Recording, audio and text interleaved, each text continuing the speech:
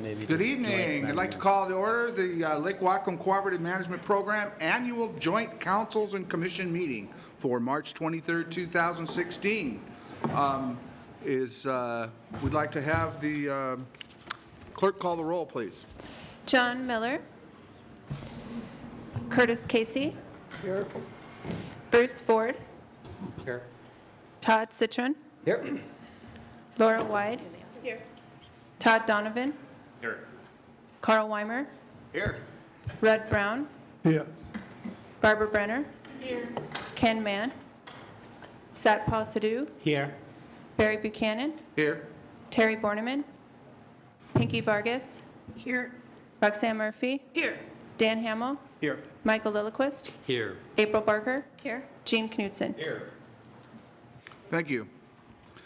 The first thing on our agenda tonight is opening comments from the jurisdictions. And first up, we have Mayor of Bellingham, the Honorable Kelly Linville.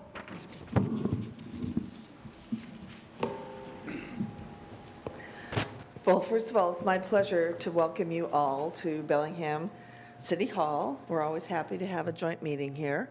And I just want to say that I appreciate so much, as someone that worked on the Lake Whatcom Management Plan as a legislator, that since 1992, we've been looking at the lake and how to protect the lake. And the cooperation that I have seen in the last few years, especially with the 5-year collaborative agreement that we signed in 1992, in April of last year, is really a wonderful step forward. We all know that if we don't have an integrated plan to work on protecting our lake, that it's just not going to happen. Everybody has to do their part.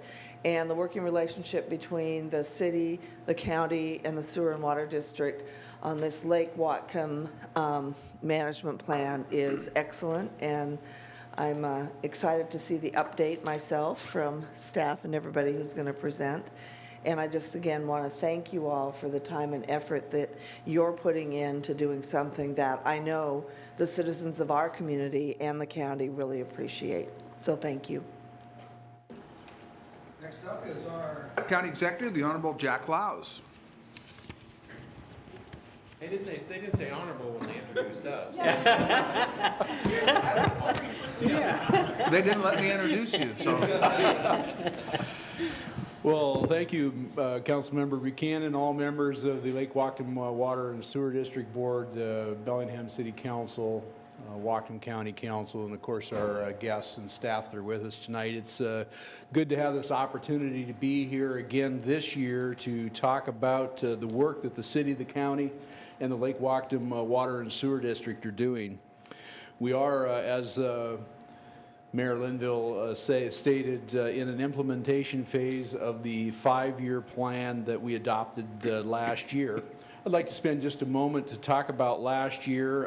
In all of these items, staff will go into more detail later on in the meeting. But, you know, we undertook phosphorus reduction projects along the North Shore Drive at the bottom of Academy Street, on Huntington and Shepherdson Streets, and at Blodell Donovan last year. And they add up to meaningful steps towards meeting the forthcoming total maximum daily load requirements that we need to achieve. Also, through focused market research, we've added to our understanding of where and how we should approach the residents of the watershed in order to effectively promote water quality stewardship. The goal, of course, is to encourage and enable homeowners to acknowledge their stake in the watershed. Also last year, we undertook the Academy Road project that treats stormwater from both the city and the county. The city of Bellingham bought the land, the county built the project, and the city will maintain it.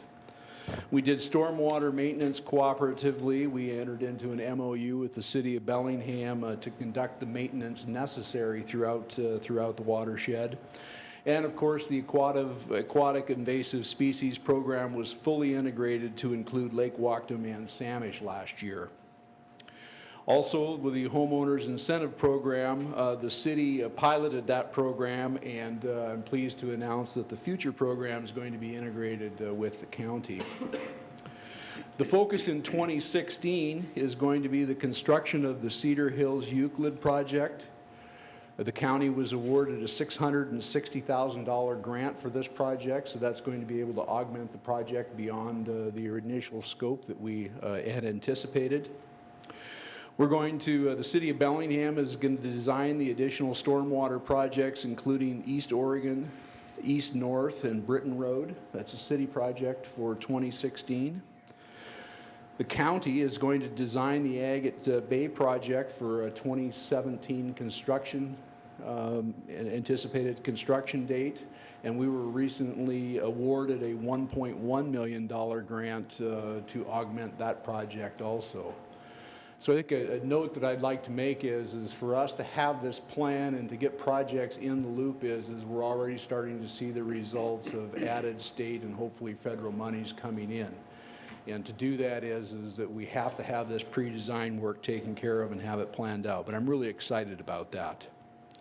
And of course, the newly focused residential retrofit programs based on that 2015 market study and the last 5 years of experience is going to give us the opportunity in 2016 to augment that program. So in summary, our governments remain committed to implementing the aggressive and pragmatic plan that the councils and the commission adopted in April of 2015, and to preserve the shared funding arrangement that will get the work done. Staying the course will translate into real improvements and greater public confidence that the Lake Whatcom Management Plan can and will deliver on the community vision of a clean and protected watershed. The city, the county, and the Lake Whatcom Water and Sewer District are directing more local funding to the Lake Whatcom Management Plan than ever before, and have made the long-term commitment to meet the TMDL timeframe once it's finalized with local funds. Outside dollars are accelerating our work to meet the TMDL objectives, and we will continue to pursue grant opportunities. Thanks again for your support of improving the water quality of Lake Whatcom. I'm convinced that we're moving forward in the right direction, and I'm very pleased that we have moved from the planning stage to implementation. I'm committed to continue the funding necessary to fulfill our obligations. Thank you so much. Thank you, Executive Laus. Next up, the Chair of the Lake Whatcom Water and Sewer District Board of Commissioners, the Honorable Laura Wide. Thank you. Good evening. Laura Wide, President of the Board of Commissioners for Lake Whatcom Water and Sewer. I get the honor to speak to you tonight since our General Manager, Patrick Sorensen, could not be here. Lake Whatcom Water and Sewer District was formed in 1968, and we serve the residents around Lake Whatcom that are outside of the City of Bellingham service area. The district began a water conservation effort in 2011, and between 2009 and 2014, we saw Sudden Valley water usage decrease 25%, and Geneva usage decreased 21%. In 2015, we increased the cost of our water and created a high usage billing tier to further encourage our ratepayers to voluntarily reduce their peak water usage. We're working with Sudden Valley to support their stormwater projects, and we're coordinating the location of the water and sewer utilities, and at times moving those utilities so we can support their culvert replacement in the valley. Lake Whatcom Water and Sewer provides financial contributions to support the tributary monitoring, the aquatic invasive species work, and the Lake Whatcom Management Program for a total annual contribution of $65,000. And we look forward to a continued collaborative relationship with the city and the county. Thank you. Next, we have staff reports, and we're going to have a presentation, and I've been asked to ask all of you to hold your questions till the end, please, so we can get continuity through the presentation. Okay, Mark, I pushed the button like you told me.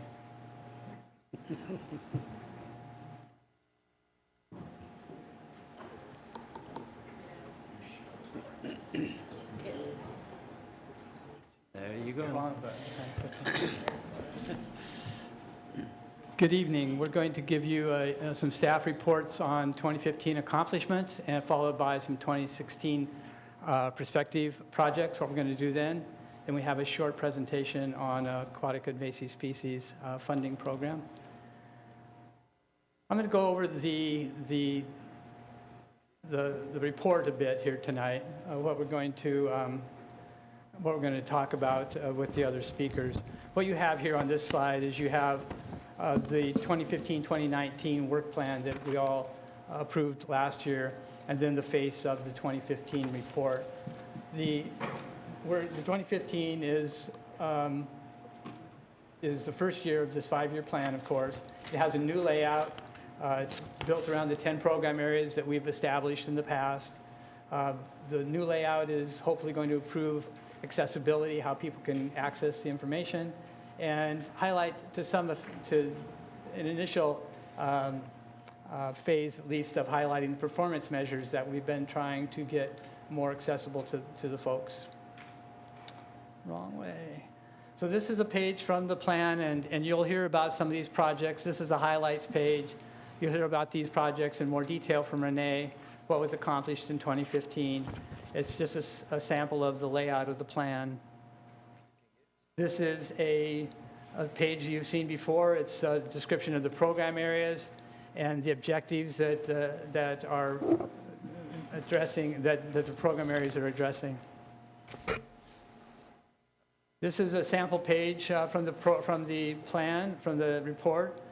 It's on land preservation, and you'll see on the right-hand corner there that the performance measures for this program area are highlighted, and you'll see this throughout the plan. It's a quick access to what was accomplished and how much it cost in 2015. Another page with similar layout. This time, draw your attention to the residential projects box down in the left-hand corner. It's another way that you can access information in the report. It highlights some of the metrics that are important to that program area. Boy, I'll get this right. This is the page on cost estimates from the report. You'll see land preservation. We have staff costs, we have capital costs, we have other costs, which are supplies and consultant fees and those kinds of things. Another page, education, and you might recall that we broke education out into its constituent areas, as well as we have the education program area number 9, which has those education activities that are sort of watershed-wide. They apply to more than one program area. So those costs are in the program area number 9, and then stormwater education is included in stormwater. Aquatic invasive species education that's specific to those program areas is included in that. And now we'll have a report on 2015 from Renee LaCroix.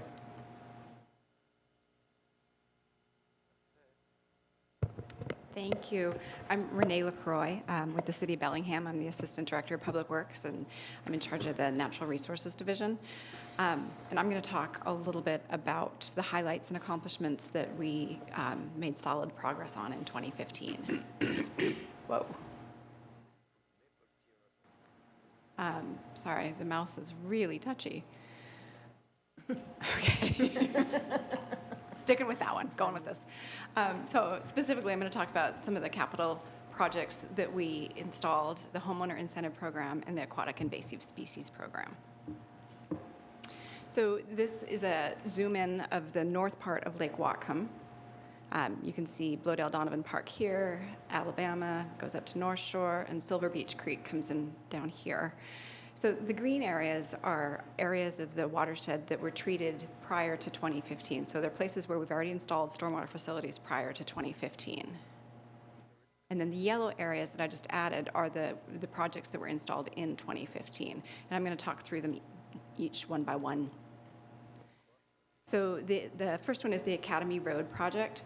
The area outlined in blue is the drainage area, and it drains all the way down to the lake, and it's treated all in one location on North Shore. And this project in particular is a great example of city-county partnerships. With this project, the city purchased the land, the county designed, permitted it, and constructed the project, and then the city will maintain the project from here on out. This is before and after of the actual site. So on the left-hand side, you can see the property when we purchased it. We took the house down, and then the photo on the right shows after construction. So that whole drainage area outlined in blue all funnels down into this, and there's a series of complicated pipes that take it down through different filter media and sand filtration, so that by the time the water reaches the lake, the pollutants and phosphorus have been removed. So the drainage area is 75 acres were treated. There were roughly 40 pounds of phosphorus removed. And when I talk about pounds of phosphorus removed, I'm talking about it on an annual basis. So we want to see this location removing 40 pounds of phosphorus each year. The next one I'm going to talk about is the Huntington-Shepherdson retrofits. So this one has 3 stars to indicate there were 3 different locations. This is a project that was done in the right-of-ways, and there were 3 areas within the right-of-way where we installed different types of stormwater facilities. So with all of these projects, each site and location is unique, and so there's a menu of different treatment opportunities you can use in any one site. In this one, we did 3 different ones. And this is what it looked like on the left-hand side is what it looked like before. It was a gravel road. On the right-hand side is what it looked like after. And you can't see it real well in the photo, but there's a filtration area over here and a modular wetland, and then we have pervious pavement. So 3 different techniques that we're using there to remove the phosphorus. So we have 6 pounds of phosphorus removed from this project, and it treats about 12 acres. The North Shore Drive right-of-way retrofits. This is a series of locations along North Shore Drive. And you can see all the different stars along the North Shore Drive to illustrate that. There's actually a few more of them that aren't on here. This is what it looked like before. So the area along North Shore was just a grassy swale. And then after we installed what's called the MFD, it's media. Is that right? Media filtered rain. Thank you.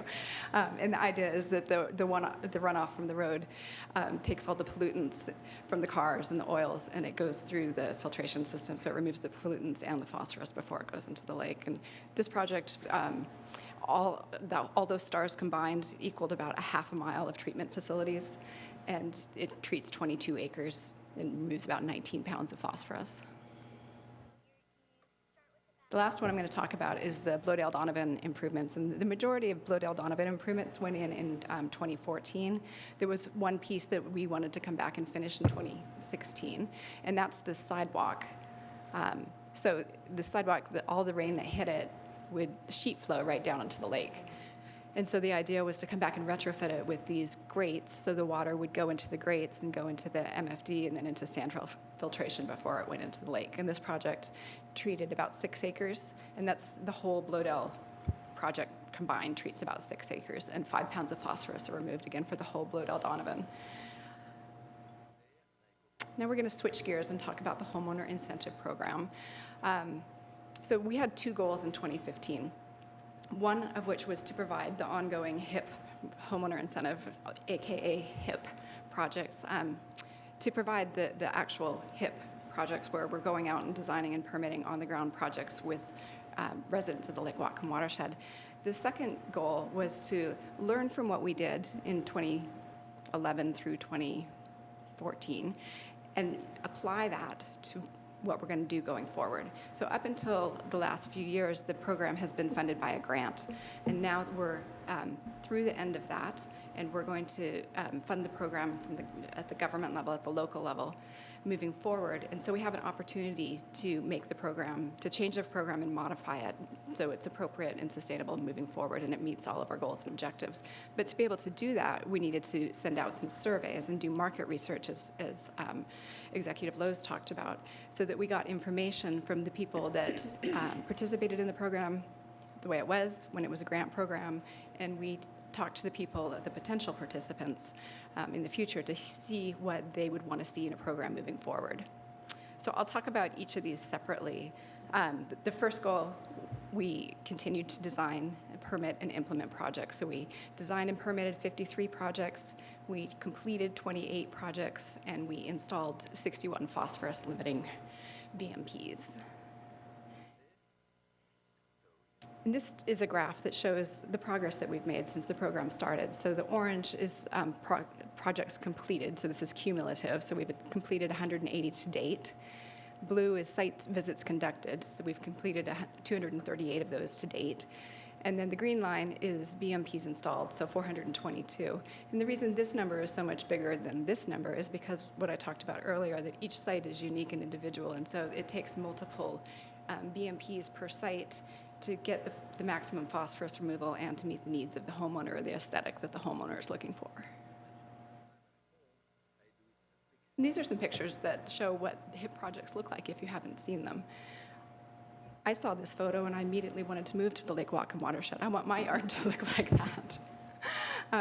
The native landscaping in the upper left is one element that we like to see in our HIP projects. It's the cheapest and the most effective.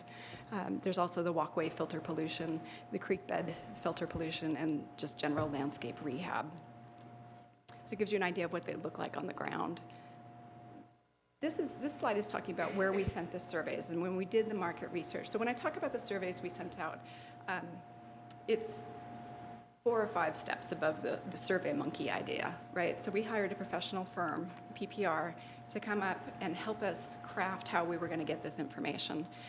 And they sent out follow-up surveys to everybody that inquired about the program but did not participate, and then the people that actually participated. And those are shown in the blue dots. So it's kind of faint, but Lake Whatcom's here.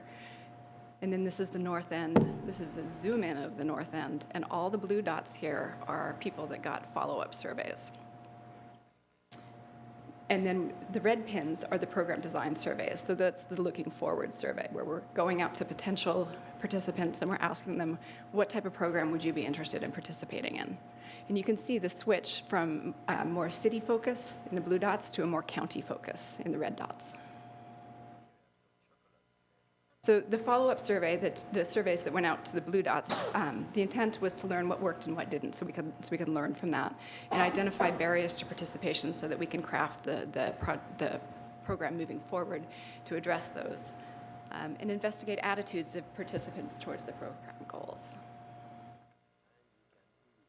And then the 600 surveys that were sent out, the program design surveys that were sent out, we were trying to understand more deeply what the barriers and motivators would be with really in-depth questions. And I'll provide you with an example of what those questions looked like.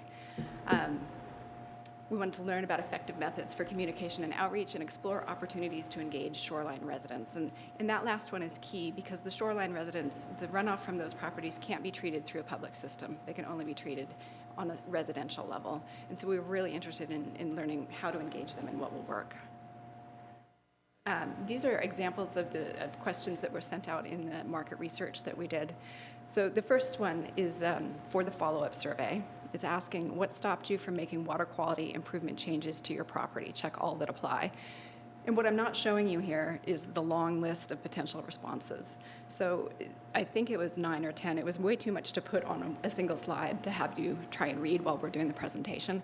But the intent of having that many possible answers was to really drill down and find the nuances of what prevented them from participating, and so that we can address that moving forward. And an example of the program design survey is, please indicate how interested you are in incorporating the following into a home improvement project to improve water quality in Lake Whatcom, and also indicate which of these you have already done. And again, the answer list was quite long, and trying to get down into the nuances so we could craft the project or the program moving forward. So now I'm going to switch gears and talk about the Aquatic Invasive Species Program. We're in the 3rd year of this program. It's a mandatory inspection program, so we inspect boats in both Lake Whatcom and Lake Samish to prevent transfer of aquatic invasive species into our lakes. In 2015, the program ran from April 25th through September 30th. We had 15 inspectors and conducted almost 9,000 inspections at Lake Whatcom and Lake Samish combined.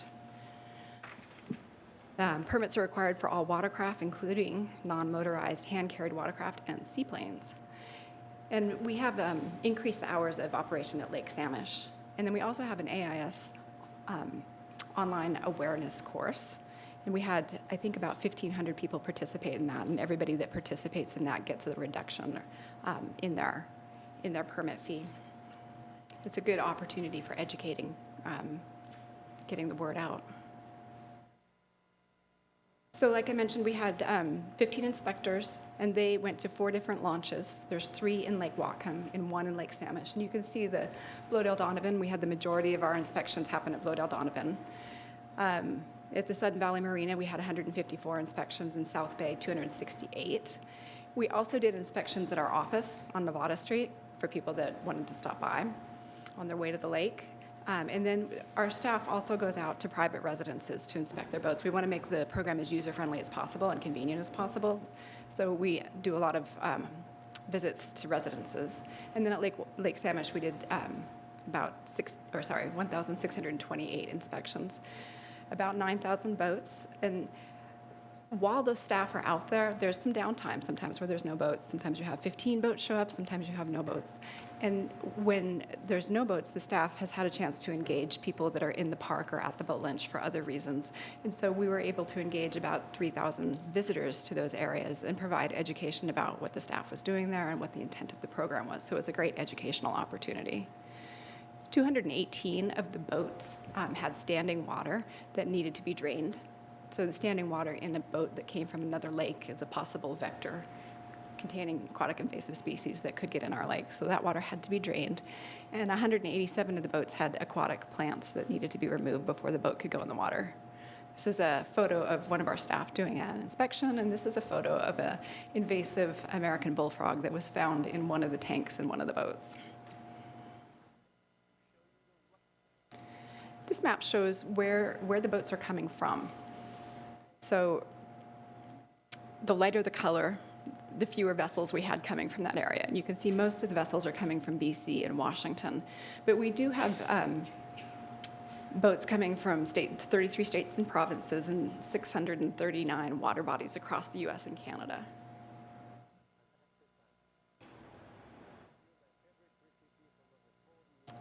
So this is a cumulative graph that shows the dark shows Lake Whatcom and the light in the green shows Lake Samish. And it shows the total number of watercraft inspections conducted by our staff in 2013 through 2015. And you can see that there's a big jump between 2013 and 2014. And there's 2 reasons for that. One is this number in Lake Samish represents spot inspections. And in 2014, we implemented a full program there. And so you're seeing a bigger number because our full program was operating. And then in 2014, we also included non-motorized watercraft like kayaks and canoes. So you can see as time goes on, we have more and more participants in the program. And I think that's important. I feel like the program has hit a sweet spot in terms of convenience and what we offer and costs, so that participation is slowly increasing. We also do monitoring of the lake. So we're trying to find where we have existing infestations and make sure that we're not having any new species come in. So the yellow dots in Lake Whatcom, these represent places where we did monitoring and just found 1 or 2, but no infestations. And then the yellow clams are areas where we have established infestations. So this is for Asian clam species. We don't have Asian clams in Lake Samish, which is good. We did do inspections here, and it just shows that we didn't have any clams in those areas. These pictures are pictures of Asian clams. This is milfoil. This is the non-native water lily. This is celery, and this is the yellow flag iris, all of which are invasive.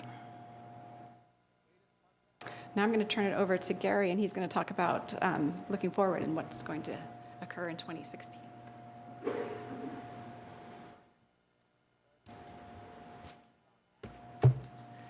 Thanks, Renee. Again, Gary Stoika, Whatcom County Natural Resources Manager for the Public Works Department. And as she indicated, I'm going to be talking to you looking forward, a lot of the same topics that she mentioned. For what happened in 2015, I'm going to be going forward for 2016. So I'm just going to focus on some of the bigger items, some capital projects, both design and construction that we've got coming up for 2016, as well as go a little bit more next steps for the homeowner incentive program, and a topic that really she didn't discuss at all, recreation planning, and then some next new things coming up for aquatic and invasive species. So again, this is the map that Renee just showed a bit ago, and the green is stuff that was finished, capital projects that were finished before 2015, and again, the tan, yellow, I guess it is, were projects that were finished in 2015. So if we're looking at the county areas, there were two big projects that were identified in the 5-year plan. One is the Cedar Hills project located in the Geneva area. This is a project that we're getting significant funding from the Department of Ecology Stormwater Grant. And it's located primarily in the headwaters of Euclid Creek on the south side of Lake Whatcom and Geneva, as you can see there. The treatment area, the capture area, is about 53 acres, and we're looking at, when this project's fully implemented, about 24 pounds of phosphorus will be removed on an annual basis. And what it's going to consist of is installation of some bioretention swales interspersed along residential streets, some stormwater filter vaults, and some stabilization of an eroded channel. As the Honorable Executive Laus mentioned, we got a bunch of grant funds for this project recently, and the way the county has been doing this is when we fund the project for what we can afford locally, and then if we get grant funding, we use that to expand and enhance the project. So we're going to be adding, with about $1 million worth of grant funding, we're going to be, for this one, it's about $600,000 worth of grant funding. We're going to be adding about $600,000 more to the project than we would have been able to do just on our own. And the other project that we're going to be starting, and again, this is going to be constructed in 2016, and in 2017, but for design in 2016, is this Agate Bay project on the North Shore. Again, project is still we just done the preliminary design, so we don't have an actual size and scope of it, but it's roughly around 100 acres we're going to be looking at treating. And again, we got, as the executive mentioned, we got about $1.1 million in grant funding, so we're now looking to possibly expand that area and do more treatment with that outside money. Now we switch gears from the county to the city projects.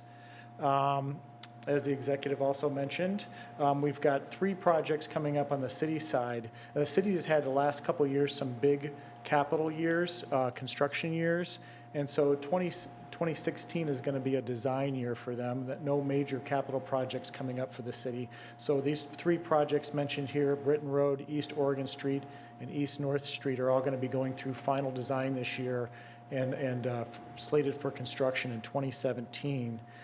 Again, the city is also able to utilize a lot of grant funding from the Department of Ecology. And they were also, with this project, they actually contracted just 1 consultant, so it makes it a little bit more efficient than doing 3 bids and 3 RFQs and having 3 separate consultants on board. They can use what they learn in other projects to do all 3.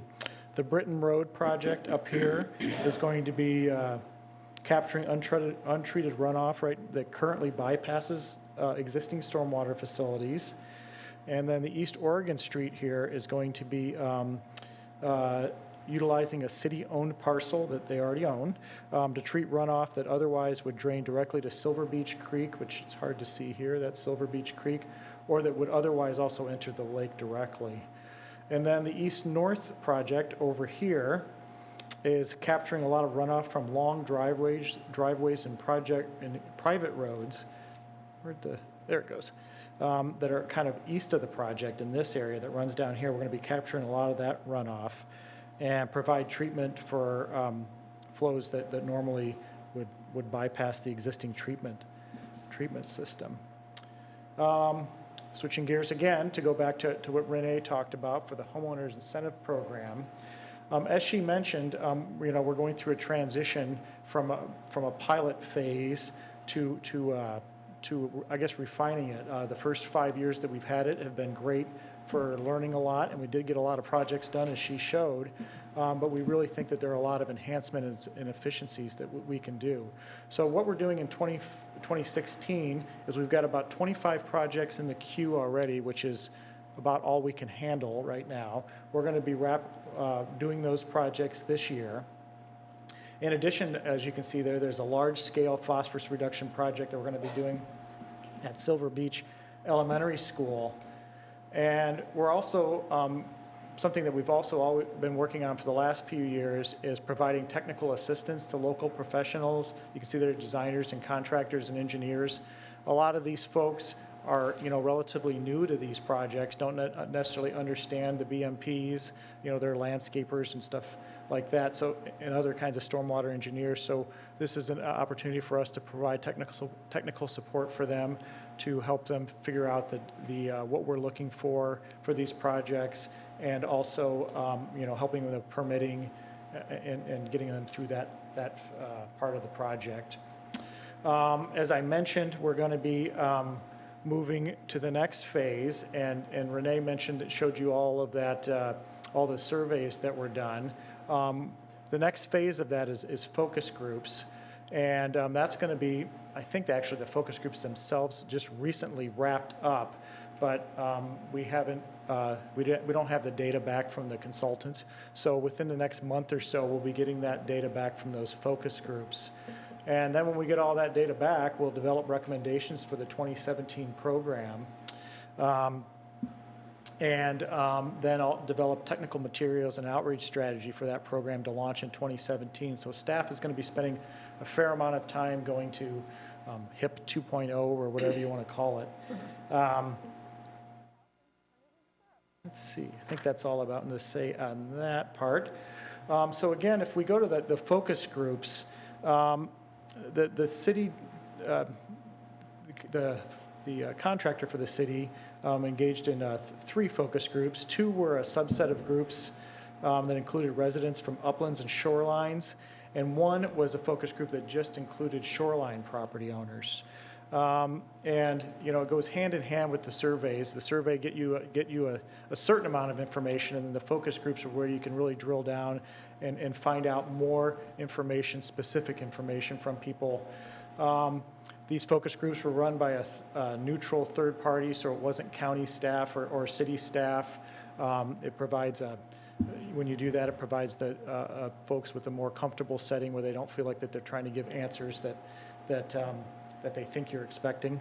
And also this person was a non-expert, so that's also very useful. They weren't somebody who knew a lot about HIP, or very much at all, actually. But that's actually good, because then sometimes when you have somebody that's an expert, they can inadvertently kind of point people in directions where they think that the answers should go. So having that, having a non-expert there helps with that. And actually with the homeowners, or excuse me, with the focus groups, we actually had, because of the number of properties inside and outside of the city, we actually had a much higher participation from county residents versus city residents, and that's just a nature of where the properties are located. And also qualitative results, that's what you get from focus groups. You can only get so much information from surveys when you ask people to rate certain things or to fit into boxes of answers that you think would be the appropriate answers. When you do a focus group, you can actually find out in their words what specifically is preventing them or inhibiting them from participating, and what problems do they see. And one thing I will also add that's actually not on a slide here, but I mentioned the big capital projects, and then we've got this individual property owner, homeowner incentive program. So we've got kind of 2 bookends on things, and what's missing in between is kind of these smaller scale capital projects. And city and county staff are going to be talking this year about how can we capture those small areas where it doesn't really, you don't have a lot of runoff that really directs into a stormwater system, but you might have runoff from 5 or 10 homes that might be able to find ways to treat that in a smaller swale, or some sort of medium-sized project. It still would probably be more in the line with a capital project, and it probably would be done in public right-of-way, but it wouldn't be what we consider these bigger capital projects. Okay, switching gears to a topic that we actually hadn't talked about for 2015, but I'm going to cover some of that here. It's the reconveyance lands. In 2014, Whatcom County and the DNR finalized the reconveyance of about 8,800 acres of of land from the county for park use and water quality. And by and large, almost, not all of it, but most of that is in the Lake Whatcom watershed. And you can see here that the county has designated those two areas, the one on the east side of the Lake Whatcom part, and the one that's on the west side of the lake, the Lookout Mountain Park. The County Parks Department started a process in 2015 and held several community meetings to solicit feedback on a trail plan and help craft that plan in a way that's compatible with the overall mission of protecting water quality. This was a pretty substantial effort. A lot of people are very excited about this reconveyance. Here's kind of the vision that the parks folks used when looking at the future of the park. They want to allow the lands to, by and large, mature into an older growth natural forest function that benefits water quality. They're looking at a trail plan that's going to establish non-motorized use only and based on recreation that's compatible with watershed protection efforts. So things that may be compatible with that is that they're looking at is hiking and biking and horseback riding, primitive backcountry camping, and viewscapes and other unique features. And then they also want to provide connectivity to existing trails, parks, and communities. That was the overall vision of the process. And there's a picture of the plan there. But the planning elements here, the report here that's shown onto the side here was actually issued in November 2015, and it took into consideration public comment, technical guidance from other agencies, stakeholder input, and a variety of information on recreation, ecology, geology, and watershed management. And this, again, kind of shows you the planning elements that the Parks Department looked at. So they're looking at providing a diverse recreational trail network, and they're looking at a variety of experience and challenge levels, again, that are compatible with protecting the watershed. They wanted to concentrate development, such as trailheads and that sort of thing, to where things are already existing disturbances.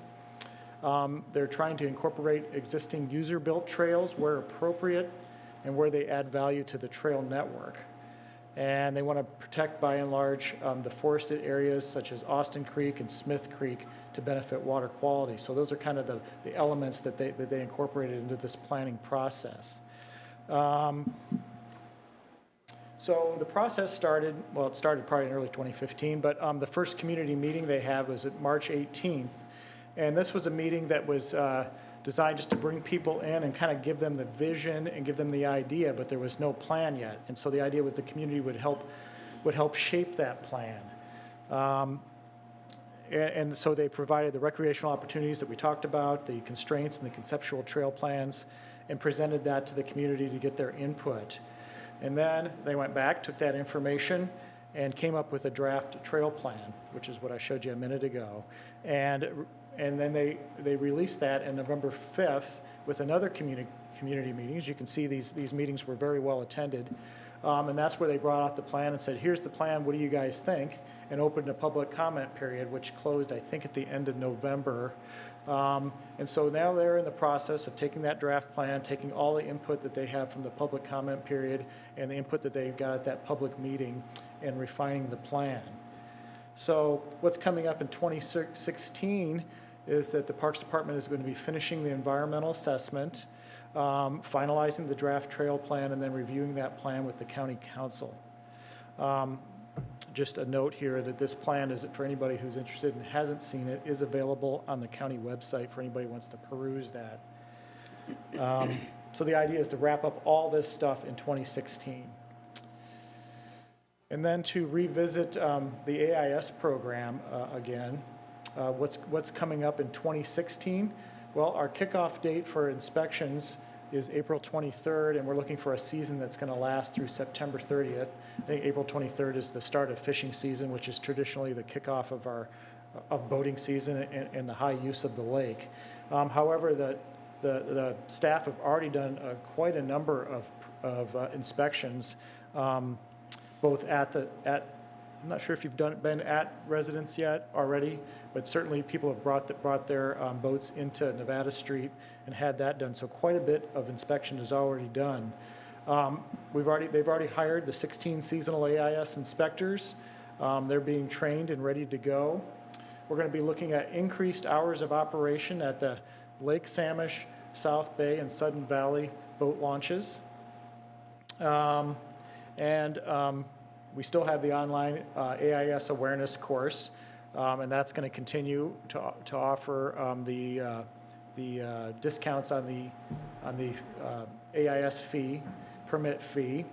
One of the things that we will be doing with that, though, is towards the end of this year is this course is now 3 years old, and like any online course and that sort of thing, it starts to get a little stale after a while. So after this 3 years, we're going to take kind of a comprehensive look at that course and see what we can do to freshen it up, make sure we've got current information on there, and make sure the public is still finding it useful and interesting. Another big thing that's going on this year is the city's starting electronic data collection. Right now, or actually not now, last year and the previous years, as boats came into the launch, the inspectors took down a lot of information on paper, and then after their shifts at the end of the day or at the end of the week, they had to take that information back to the office, and all that had to be transcribed into the system. Now they're going to be having, is it iPads or something similar to that, and a lot of that information is going to be just taken down right then, and it will save a lot of staff time, and should make things a lot more efficient. And with that efficiency, one of the things that they're looking to do, we're looking to do, is expand our monitoring program. Renee showed those locations. We did some monitoring.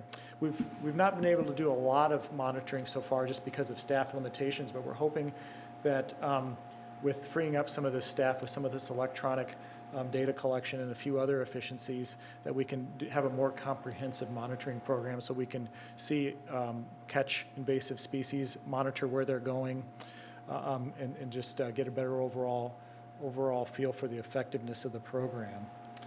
I think that's it. And now we're going to have the Honorable Claire, wherever he went, there he is, to kind of give you a brief update on what's coming up for the Lake Whatcom Policy Group as we go into 2016. Oh, that's the slide of this. I didn't have any slides. Oh, okay.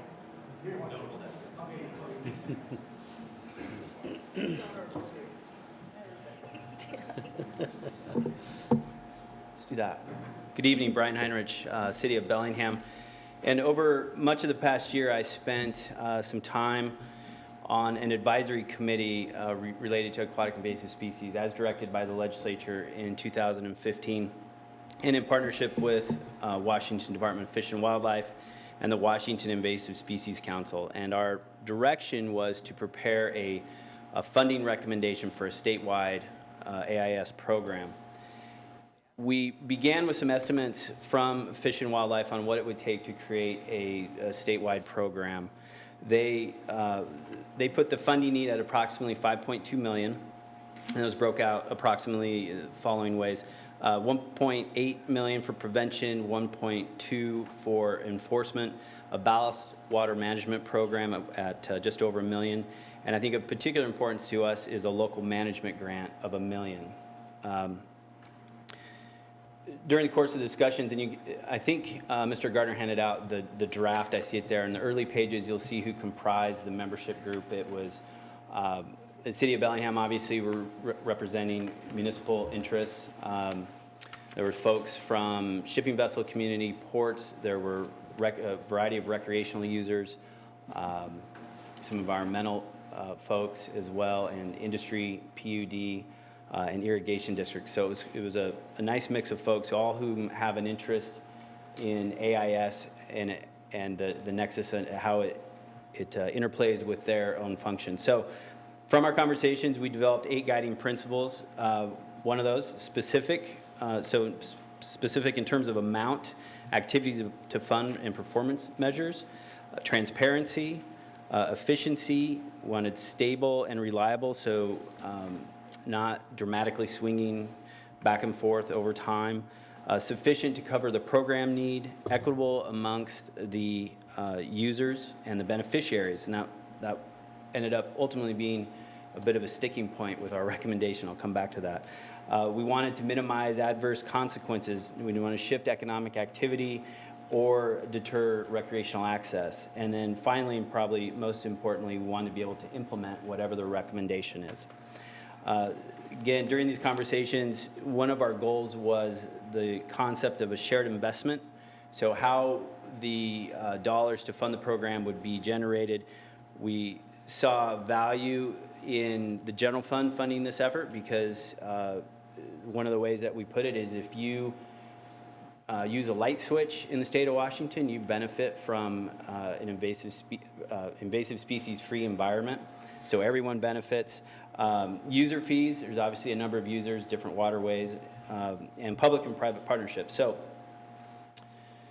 the ways that those would be accomplished, again, going back to the general fund concept, the PUDs, those that generate electricity, they have an existing public utility tax. It's very complicated, but it is identified as a potential source. The fee-based user funding is probably the most expansive. So you have recreational boaters, including small watercraft, commercial watercraft and seaplanes, the shipping vessel community, out-of-state watercraft, commercial transport, and pet and aquarium distributors or owners. And the reason those folks came up, and I just quickly, the city of Lacey did an African clawed frog eradication about a year ago.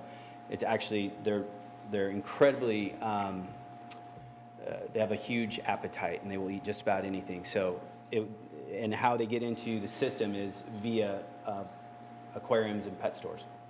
And then finally, private-public partnerships, irrigation districts, and then really looking at, are there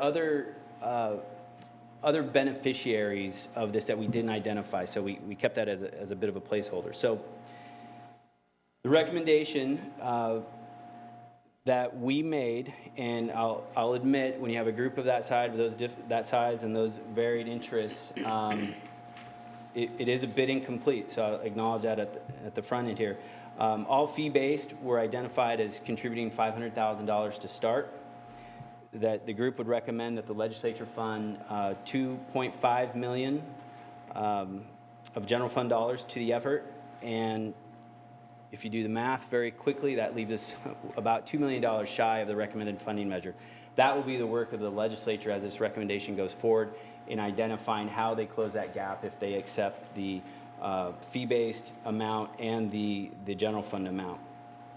And I'll just go back and say that the shipping vessel community and to some degree the ports were concerned over staking their participation in this effort, largely driven by some uncertainty around federal regulations. They were very concerned, if you go back to one of our guiding principles, about not being duplicative. They're concerned that there's a number of federal regulations moving forward around invasive species, around ballast water management. They didn't want to commit to a funding source that would essentially have them paying twice. That was not shared broadly across the group, which is why the funding recommendation is somewhat incomplete. This recommendation has been approved by the Washington Invasive Species Council. It will go to the legislature by June 1st. The legislature needs to complete some work that they have going right now before this gets in front of them, but this will, we believe, come back to the legislature in the next session. And I think, as you're all aware, funding an AIS program is on our shared legislative agenda, so we'd like to keep it there and continue to advocate for this type of funding. And I think a couple of things that were born out of the discussions is that the work being done here and the jurisdictional cooperation is seen as a model, one that's scalable to those that are interested in doing so. So if there is a statewide program. This is the one we have here at Lake Whatcom, Lake Samish is one that's seen that could be replicated statewide. And so I want to thank, obviously the folks around here and the executive leadership, but also the staff who have done such a fantastic job and make this program happen. So I'd be happy to, I don't know if this is time for questions or not, but I'd certainly be happy to answer any. I think we're going to open it up now for questions for any of the presenters that have given. And thank you for all. Yeah, go ahead, Claire.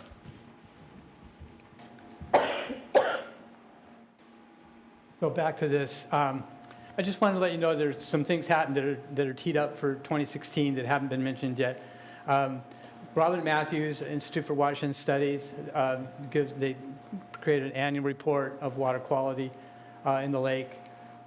She wasn't able to be here tonight, so she's going to make herself available either at the policy group meeting or to the councils and the commission as requested. The TMDL, we're told by good authorities that EPA has accepted the TMDL plan and it's routing for signatures. There was some chance that it also would have been done by this evening, but that's not occurred. I'm bringing it up to tee this up again for your consideration, because when the plan is received, we will have 6 months or so to get a response plan back to DOE and EPA. And we worked on that last year, as you might recall, the time frame that we were going to commit to and the funding that we were going to commit to a long term.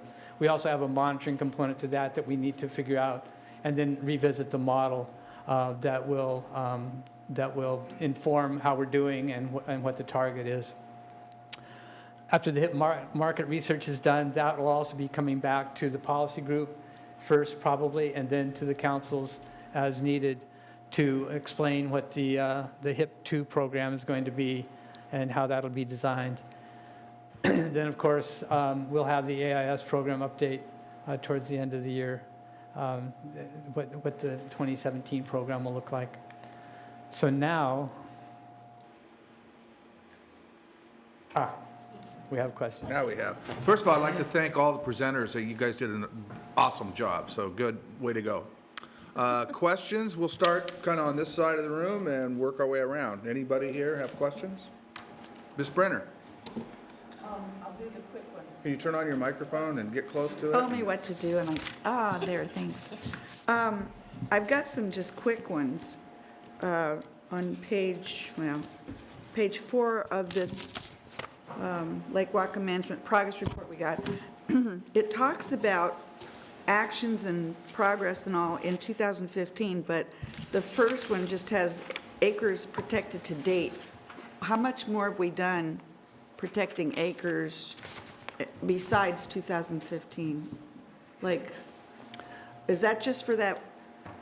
Okay, then Everything else is 2015. let me answer, and then I'll see if it was your question. Okay. Okay, so the number there is the total acreage that's been protected by the city's watershed acquisition I program. know that.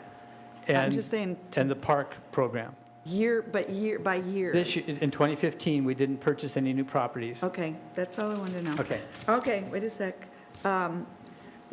Somewhere in here, we talked about the costs, but a lot of it didn't tell about the revenues that we're bringing in on that same page. And I was just kind of wondering, it was for 2015, I don't know, oh, here it is.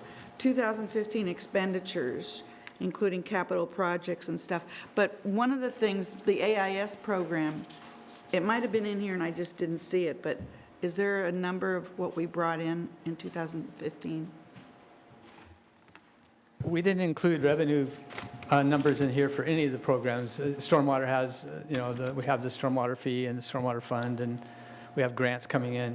If you want that information, we can get it to you separately. I'd love it, thanks. Okay. Also, And just to be clear, you just want it for the AIS program? What I don't the know where else revenues we're were bringing last in year? revenues. We might What be- was it, 135? Oh, it's on Page page 11 of this thing? Yeah. Okay. And speaking of that, can we get copies of the slides for today?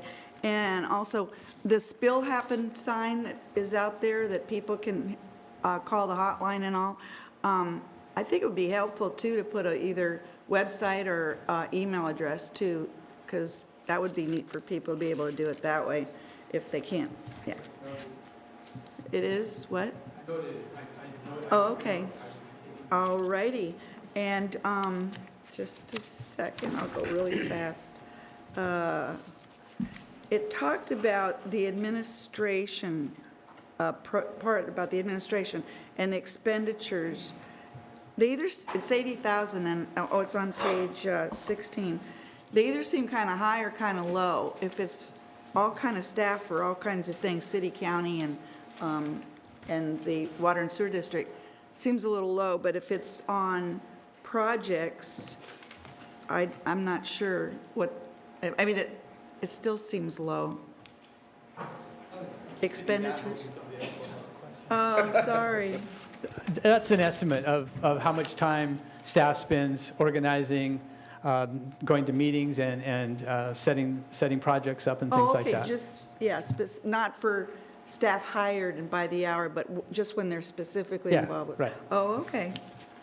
Thank you. Yeah, I think that was it. Anybody? Mr. Brown? Could someone speak to what we're doing regarding the existing infestations of aquatic invasive species? What are we doing to eliminate those? What we're doing to eliminate the current infestations? Correct.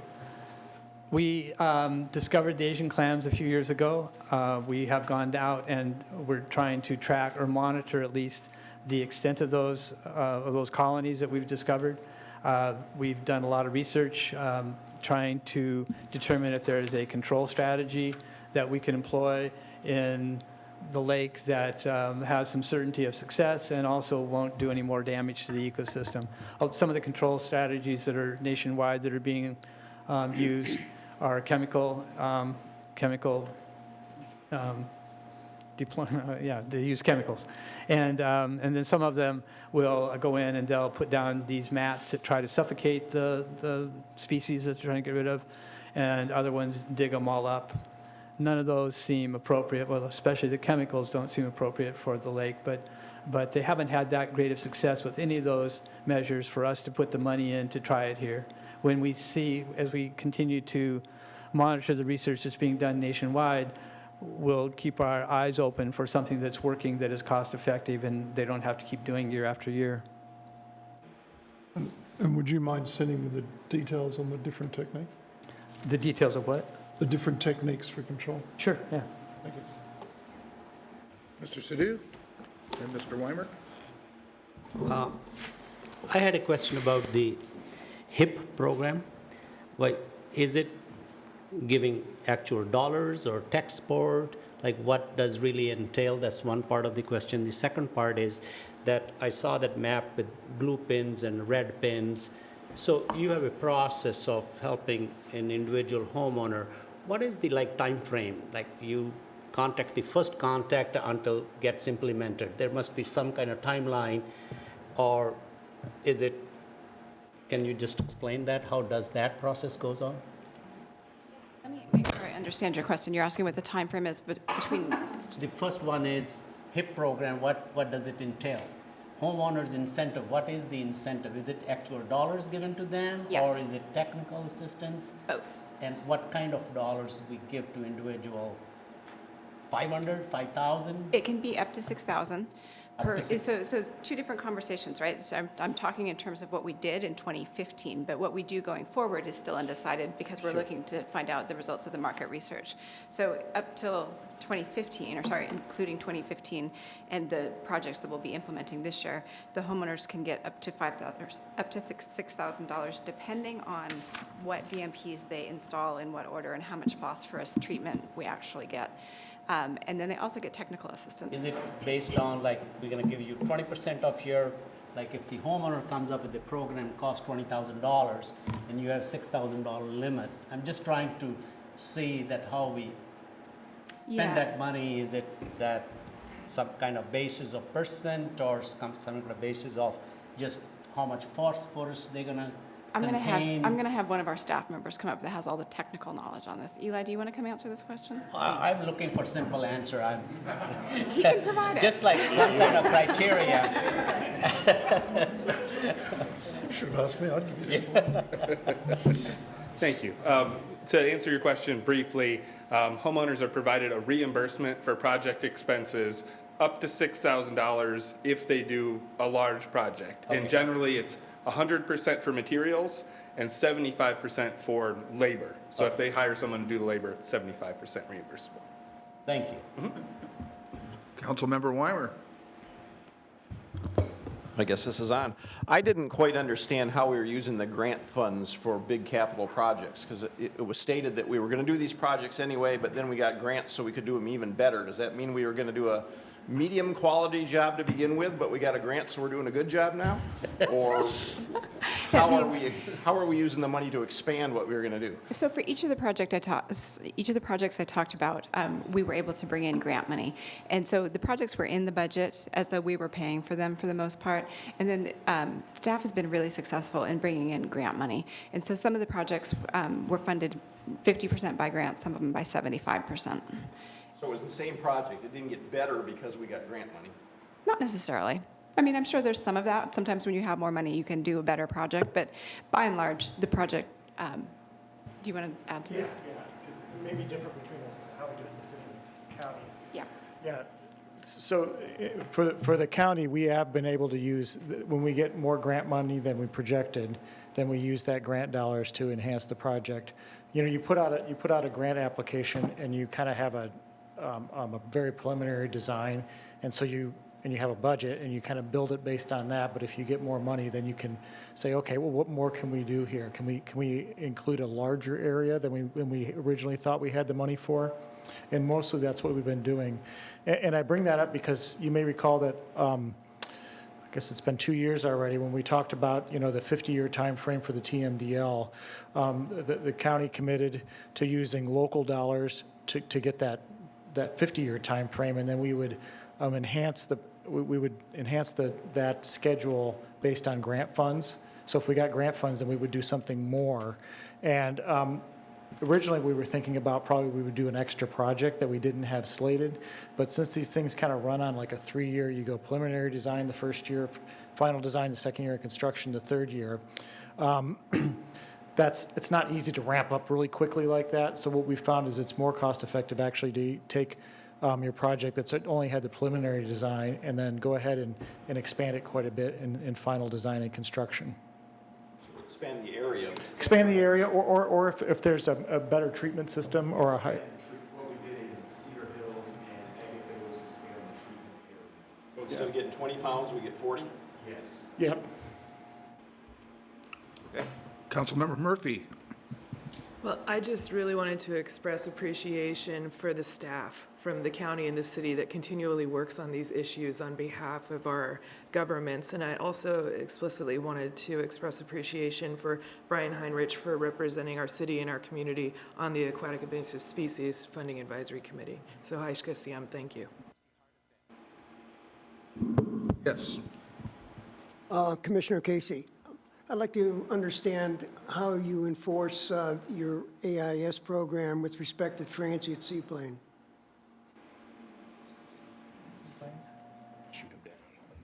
Well, I'll have to let the. We started working with the Seaplane Pilots Association 3 years ago, identifying the threat that they posed and what the association is doing to, within their membership, to try to reduce that threat. And we're convinced that they have a good program. It's a national program. They have a very active program here in Washington State. We've been in touch with them every year. We have an agreement that their pilots that they take part in, and we have signatures on some of them. And we have just been talking to them again this year on how to up the numbers of the pilots that are giving us their flight logs and that are reporting in when they land on Lake Whatcom. So we recognize and they recognize that we have a ways to go, but what we have discovered through this process is that Not a lot of the pilots that are here on Lake Whatcom travel outside the state very regularly. Some of them do, and some of them travel to lakes that are of concern to us. But a lot of them island hop or go over to Eastern Washington, and it's a weekend trip or something short and local. So we have recognized that that's one of the vectors, possible vectors, and we've taken the steps that we can so far to address that. So, Thank you. Go ahead. I'd like to have a little bit more information about how the number is derived for pounds of phosphorus removed. Is it calculated? Is it based on real numbers, or is it, how close is it? Also, are we going to do any follow-up to be able to confirm or, get more adjustment to these numbers over time? Yeah, those are excellent questions. I'm going to have Eli come up again and talk more about how it's calculated. My understanding is that a lot of the stormwater filtration systems that we're installing are proprietary systems, and they've been through extensive testing through the Department of Ecology. And so the numbers that we're presenting are the numbers that we're told will reduce the amount of phosphorus. Do you want to expand on that? It's a great question, and it's something that will be adapted and changed over time as new information comes in. But essentially, when we look at a developed area in the Lake Whatcom watershed or another area where we know what the soils are like, we know what the slope is like, and we have some monitoring data, we use information that comes from the Department of Ecology to characterize how much phosphorus comes off of different land uses in a year. And so it'll vary based on rainfall data. It'll vary from site to site, but we have a general average. And then we know how much phosphorus is coming through the area we're going to put a system in. Then we install the system, and we know that it has a certain efficiency that's an average efficiency. So in a big storm, it might work less efficiently than it does in a small storm, but on average it might remove 50 or 70, or the better technology today can remove up to 87% of phosphorus, and that's all tested through the Department of Ecology and approved. And if a manufacturer wants to get a filter approved from the state, they have to demonstrate how much phosphorus it can remove. So those are how those calculations come down. And as we learn more about how much phosphorus comes off a different type of land use, a lawn versus a forest versus a driveway, we can determine combinations of those, how much phosphorus is in the water, and then apply that same efficiency factor to it. So will there be any actual verification of these numbers over a period of time in order to see if the manufacturer's literature, et cetera, actual storm water, so that we can look, especially if we're going to be expanding these types of systems, as to whether or not we're really getting the value that we're supposed to? Yeah, absolutely. That's a great question, and especially with the Academy project you saw today and the Huntington-Shepherdson project, the biggest project for the county and the biggest project for the city this last year, our grant agreements actually require pre- and post-construction monitoring for both the amount of water and the amount of phosphorus. So we'll test the water upstream of the facility and downstream to see how much phosphorus has been removed through that, and report that back to the Department of Ecology as the funding agency, and we expect that they'll take that information and apply it to their assumptions. So there's quite a few expectations there. I don't know who's going to be doing that sampling and analysis, but is there a plan for doing that on each project? Yeah, we sign what's called a quality assurance project plan. And Steve can help me there. And that it goes actually through laboratory analysis. So we have people in our lab that actually do water quality testing for wastewater or for stormwater that approve that method of testing to say that, yes, this is the best way of testing for phosphorus or fecals or oils or whatever it is you're trying to remove, and that the method that's being used, the day they're collecting the sample, the amount of water that's flowing when they collect the sample, that all of that meets within a certain range of criteria, so that there's not any samples that are taken outside of the acceptable range, so all the data tends to be consolidated and work well with the existing testing that was done by the Department of Ecology. One final question regarding this is that the Academy Road project, for example, when can we expect to see some real performance numbers off of that? Good. Great question. It went online last year. I don't, and the city hasn't accepted it yet, so I'll let the county address it. I can't give you a date, but it's still, we're still running through some tweaking on the system, so it's not quite finished yet. So probably later this year. Yeah. Thank you. Yes, Councilmember Donovan. This is sort of following up on Commissioner Ford asked. Eli, you might want to step there. In terms of measuring the, well, I have two questions here. One is, so if we're talking about 100 pounds here or 40 pounds there, so these are coming from models or estimates of what you expect here and there. How do I compare 100 pounds of benefit to like how much we need to get out and like whatever the total goal is? And kind of related to that, on all the maps that were up here, so all these projects are on the not lake side of North Shore, or they're not on the lake side of Lake Whatcom. So all that property along the lake, are they not eligible for the HIP? And do we have any estimates of how much we're not getting because of those places? I'll take a shot at it first. So to work backwards, the shoreline properties, people who own property along the shoreline were eligible for the first round of HIP. We didn't see a large participation factor with those with the people who live on the shoreline. Many reasons. A quarter of them may be vacation rental properties or second homes. We've got a lot of turnover in the lake, especially there. So we're working with those challenges to figure out how we can best address shoreline properties. So we estimate that watershed-wide shoreline areas might be up to 20% of the land area that's developed around the lake. Rough number there, but that's an estimate. So we know that if we need by the TMDL to reduce runoff by 87% or treat 87% of land, if 20% of it is on the shoreline, we can't get to 87 without working with the shoreline property owners. But to talk to the amount of phosphorus, or what does a pound of phosphorus mean? Estimates in freshwater from various places around the country, a conservative estimate would be that 1 pound of phosphorus can grow 100 pounds of algae under the right conditions.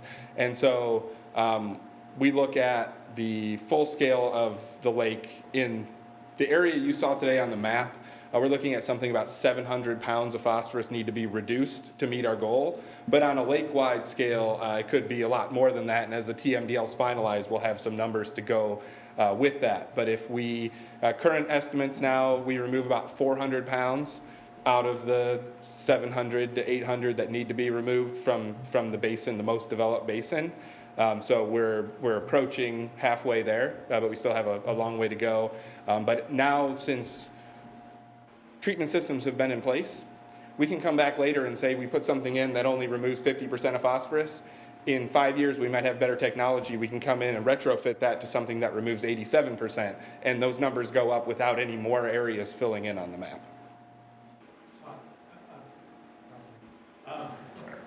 If you were asking why the maps don't show the shorelines, because if we do public facilities along the shoreline, we have to use pumps to get back up to the facility. So that's why we're depending on the HIP programs to treat the shoreline. Councilmember Hamel. I have an AIS question for Mr. Heinrich. You broke down the $5.2 million ask, prevention, enforcement, and you mentioned there's a $1 million component for local management. I'm just wondering what the effect would be for our local program here, seeing as we're the only AIS local management program with a fee in the state of Washington. You know, that's a good question. I think that's actually one probably for the various policymakers here in terms of if additional revenue was coming into the program, what that would mean. Perhaps it speaks maybe to Carl's question about if you have more dollars into the program, do you expand that program? Do you look for those grant dollars to add a different service or reduce maybe the contribution by the various entities into the program? So I think that's really a question. It'd be a good problem for us to have, I think, to try and answer that. Councilmember Lillquist. Thanks, Barry. I'll take my turn. Actually, I'll start by saying when I first got on the council, I dove pretty heavily into Lake Whatcom for a couple of years and was more knowledgeable about what our jurisdictions have been doing. And I've kind of stepped away from that recently. And so this was probably the most valuable one of these joint meetings for me in a long while to learn in more detail about what exactly the city, the county, and the water district and the other agencies are doing. So this is very valuable for me. I have kind of a small question that has to do with the county's trail plan, because I'm not involved in that effort. I'm a hiker, and I really want to use those trails when they go in, but I also know that hiking trails can be quite damaging, in certain areas and along waterways. So I'm just wondering, in the trail plan, what efforts were taken to keep those trails away from areas which might be particularly sensitive for water quality? And I'm thinking really right along the creeks themselves.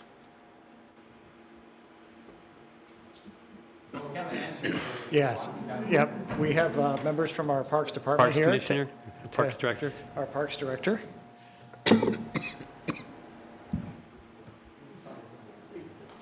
Mike McFarland with Whatcom County Parks. On the park plan itself, as far as the trails plan, it's not so much keeping away from the water as much as watching what of those slopes those are on, so trying to keep those grades, looking at those areas where we have a history of mass wasting events that occur out there on the landscape and trying to avoid some of those.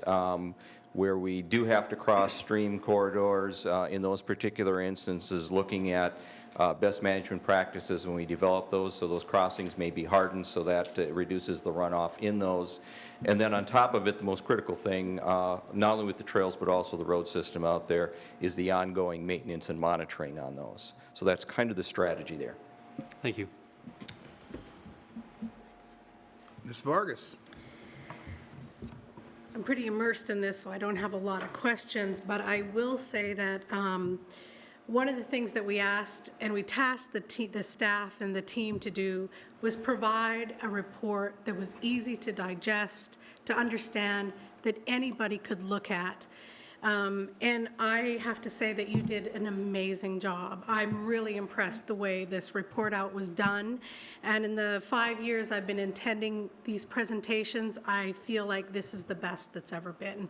And I think that's partly to do with the collaboration with the three parties involved, and the information you provided is really excellent. So thank you, because anyone can understand this, and that was an achievable, not such an easy achievable goal, and I think you did it, so thank you for your work. Well, thank you for the kind words, and we did take steps to make it even better this year, and all the credit goes to Tegan Ward. I shouldn't say all the credit, our staff, and part of what I've enjoyed in my new job is interacting with the joint staffs on this on the Lake Whatcom Management Project, and the staffs have been incredible in getting information together quickly, both for this presentation and for that report. Okay, any last questions before we move into, yes, Councilmember Barker. I have a question. Bear with me, because I'm coming from a different angle, and I mentioned this at our last council meeting. I think sometimes when we start creating policies like this, we have some unintended consequences. And I know nobody's here from planning, but in looking at all this, I'm really concerned that the purchase of the reconveyance land, the limit in being able to develop, we're starting to see some really increased costs in housing and some really limited opportunities for all kinds of different housing options in the area. So I'm just interested if this committee has maybe thought of also making a plan of how are we going to make sure these areas, everybody can live in them, and not only kind of a more exclusionary type. So I wondered if you guys have had those conversations as staff, or if we're going to be talking about those things. I'll take a stab at this. We haven't had those conversations pertaining to the Lake Whatcom Management Program per se, because the Lake Whatcom Management Program is focused on the 10 program areas that we've talked about, and is focused on the water quality of the lake and protecting the city's drinking water source and the drinking water source of the people that live along the lake. In terms of making sure that there's affordable housing in the watershed, which is what I think you're looking for, I think that would be a more planning-specific conversation. Commissioner Citron. Hello? Is that on now? I've expressed this before, and I'm going to express it again, which is, I guess, slight confusion and concern about funding as someone who lives in the watershed, I certainly benefit from all of the projects that are done and the grants that are found and the funding that comes generally from everyone in the county. But I'm also a little uncomfortable with the fact that as someone who lives in the watershed, and this is true of everyone else in the watershed who lives in outside of the city of Bellingham, we don't pay anything more than anyone else who lives, say, in Linden or Birch Bay for those projects in the watershed. And I would like to know if the county is considering looking at implementing a stormwater district to be able to better focus the costs and benefits to those of us who do live in the watershed. I think that it's both an issue of fairness. I think it also offers an opportunity to potentially accelerate the funding window to meet the TMDL, which we've currently, I think, put at 40 years. And I think with a stormwater district, there would be the possibility of implementing funding that could narrow that scope so that we aren't passing this problem on to the next generation, or at least the funding of this problem on to the next generation. So I raise that as an issue primarily for Whatcom County Council, because that's your domain, and at the least would hope that it might be incorporated into your current was it 10-year plan that is being developed, so that it's at least an option to take on. I think it would behoove the council to at least look at that. So thank you. Thank you. Any other questions? Okay, seeing none, we'll move to our public comment period. Claire, could you grab that sign-up sheet and hand it to me, please? Tell you the name is on it. There's nobody on it? Leslie McRoberts. Leslie McRoberts, okay. Okay, so that means there's nobody on here. Okay, well, we'll just let folks come down and line up, whoever wants to speak. Thank you very much. Marion Badil, citizen activist on Lake Whatcom for how many dozen years or more. I also agree that the presentation in this program looked very slick, very neat, very easy to read by the public, which is a marvelous achievement. That sometimes doesn't give all the details and has the possibility of shading over some part of the story. Rain gardens is one method of capturing the phosphorus on the downslope, and putting in concrete box vaults is another one. The cost difference of the construction and maintenance on each of those is significant. I don't need it tonight, but I definitely want to get from you a full comparison of those two alternatives and any other model of the treatment of the phosphorus in the runoff, to be sure that we, the customers, are buying a good deal rather than getting stung with something that was more costly because it looked pretty and sounded good. Do you understand? Another element that has worried me from back at the time that Pete Crimmin appointed me to the Reconveyance Review Committee. What was that, 12 years ago, something like that? All of the conversation that I'm hearing is correct and proper about within the land of the forest area that's designated under the reconveyance. Things that's been stuck in the back of my head ever since then is, what about that little chunk of land just around the outside of the reconveyance property?